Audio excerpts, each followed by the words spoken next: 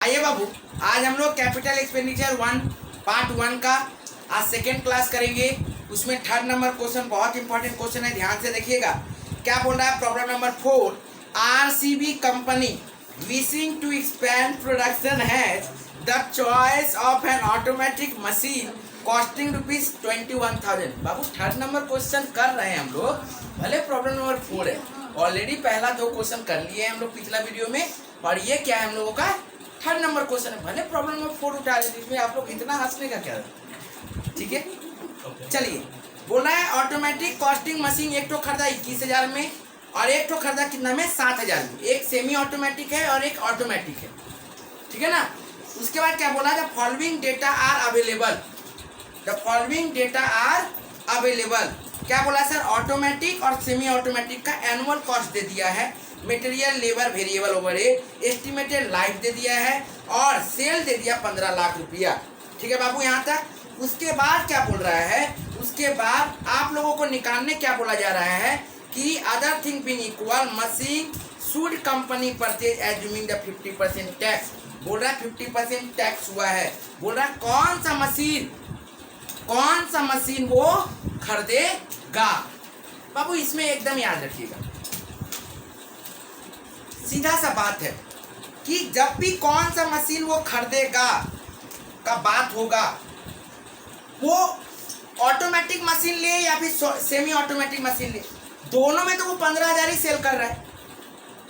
इसका मतलब जिसका पेबैक पीरियड कम रहेगा उस मशीन को वो सिलेक्ट कर लेगा, और पेबैक पीरियड कम है कि ज्यादा है, इसका मतलब हमको पहले पेबैक पीरियड निकालना पड़ेगा दोनों का, ऑटोमेटिक का भी और सेमी ऑटोमेटिक का भी। अब ऑटोमेटिक और सेमी ऑटोमेटिक का जब पेबैक पीरियड निकालना है तो हम लोगों को ये भी देखना पड़ेगा, ध्यान से देखना पड़ेगा कि ऑटोमेटिक का जब कर रहे हैं या फिर सेमी ऑटोमेटिक का जब करेंगे तो पीबीपी जब निकालेंगे तो सबसे पहले हमको क्या चाहिए? CFAT चाहिए। क्या चाहिए हमको? CFAT, cash flow after tax. Question में CFAT दिया नहीं है, हम लोगों को निकालना पड़ेगा। क्वेश्चन में CFAT नहीं दिया है, हम लोगों को क्या करना पड़ेगा? कैश फ्लो आफ्टर टैक्स निकालना पड़ेगा। तो अब हम लोग करेंगे कैसा? CFAT निकालना। बाबू CFAT निकालने का मतलब ही क्या हुआ? PAT, profit after tax. यदि प्रॉफिट निकलेगा तभी हम CFAT तक पहुंच पाएंगे। अब आप लोगों को प्रॉफिट निकालने का फॉर्मूला क्या था सर? अब आप लोगों को पता है कि प्रॉफिट मतलब ही होता है टोटल सेल वैल्यू में से जब टोटल कॉस्ट को माइनस कर देंगे तो प्रॉफिट पता चल जाएगा। और टोटल कॉस्ट का मतलब ये भी पता होता है कि टोटल वेरिएबल कॉस्ट पता है, टोटल फिक्स कॉस्ट आता है।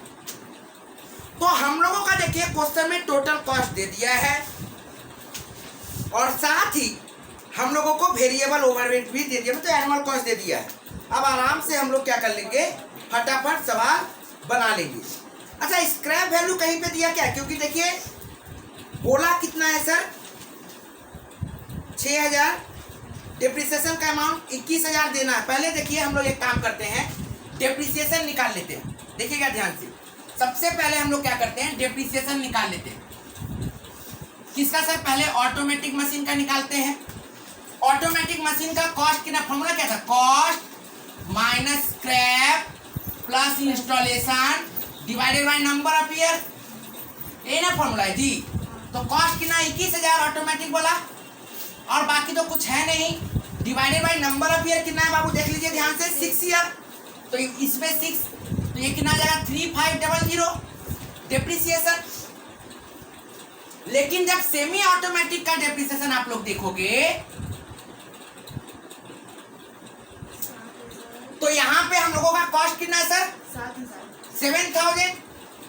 कुछ तो माइनस करने का नहीं है, कुछ प्लस करने का नहीं है। Divided by number of year कितना है बाबू? 7,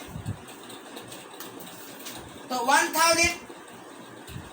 तो ऑटोमेटिक का डेप्रिसिएशन कितना निकला? 3500, और सेमी ऑटोमेटिक का डेप्रिसिएशन कितना निकला? 1,000।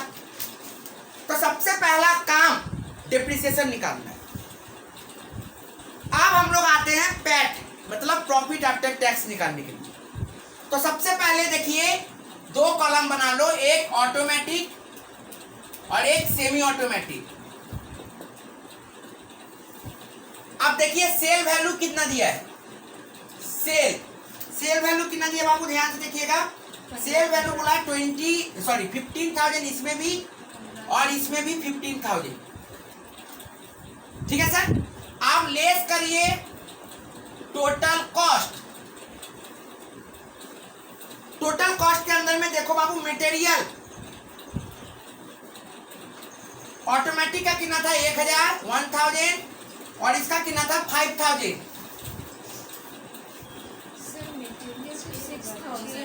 सॉरी 6,000, सॉरी मटेरियल 6,000, इसमें भी 6,000। नेक्स्ट लेबर कितना है 1,000 और 5,000। लेबर 1,000 और 5,000। उसके बाद वेरिएबल ओवरहेड 2,000 और 1,500। वेरिएबल ओवरहेड 2,000 और 1,500 मीन्स 1,500।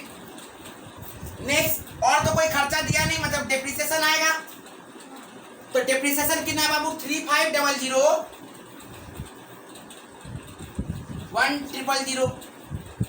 तो ये टोटल कितना हो गया सर 6 7 2 9 9 3 12,500। और ये कितना होगा बाबू, ध्यान से देखिए 6 5 11 1 12 13,500।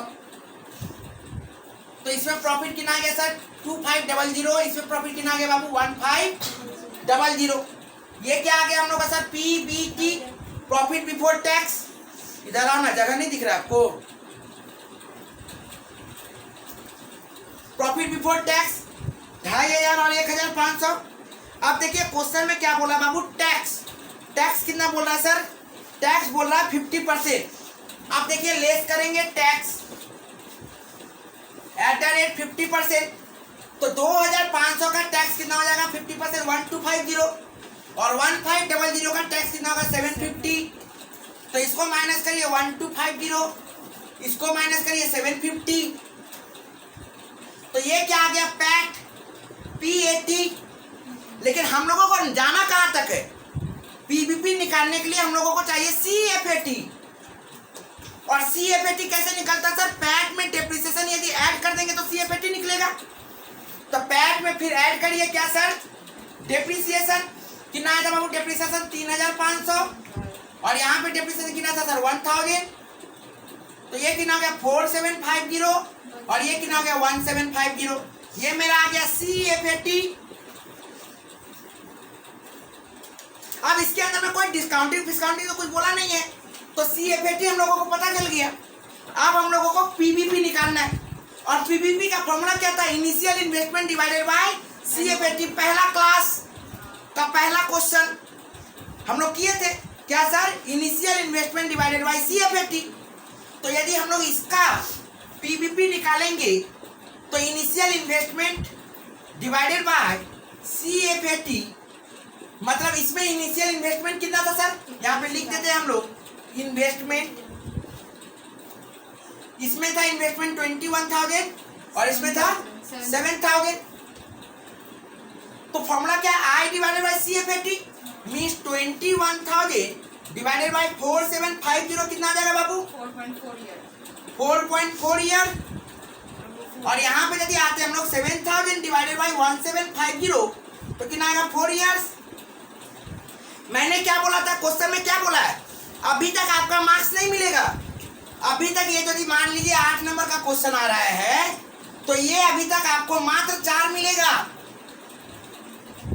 क्योंकि क्वेश्चन ये तो निकालने ही नहीं बोला है। क्वेश्चन क्या बोला है आपको, आप रिकमेंड करिए कि कौन सा मशीन को आप एक्वायर करिएगा, लीजिएगा। तो रिकमेंडेशन करने के लिए सर हमको PBP चाहिए था। क्यों चाहिए था, जिसका PBP कम रहेगा, मतलब जो हमको जल्दी पैसा ला के देगा, हम वो मशीन यूज करेंगे, क्या पैसा फंसा के रखेंगे। तो मेरा PBP सबसे कम किस में, 4 ईयर, मतलब कि सेमी वाला में। मतलब हम लोग चूज किसको करेंगे सर, सेमी ऑटोमेटिक को चूज करेंगे। तो हम लोग का आंसर क्या हो जाएगा, सिंस PBP किसका लोअर है, सेमी ऑटोमेटिक का, देयरफॉर हम लोग किसको यूज करेंगे, सेमी ऑटोमेटिक को चूज करेंगे, तब जाके आपको पूरा मार्क्स मिलेगा। यदि आप रिकमेंडेशन नहीं लिख रहे हो तो आपको कोई मार्क्स नहीं है, याद रखिएगा, ठीक है ना। क्वेश्चन जो पूछा आप वही आंसर नहीं दे रहे हो, फिर बाकी बना के क्या फायदा। हम क्या करें, ये बनाए काय हो, हम क्या करें, इसका आपको बताना पड़ेगा कि जिसका पेबैक पीरियड कम है वो ज्यादा इफेक्टिवनेस होता है, इसीलिए सेमी ऑटोमेटिक का पेबैक पीरियड क्या है, कम है, बोल के हम लोग सेमी ऑटोमेटिक को क्या करेंगे, चूज करेंगे, बात खत्म। ठीक है सर, ओके। इंपॉर्टेंट क्वेश्चन ये वाला।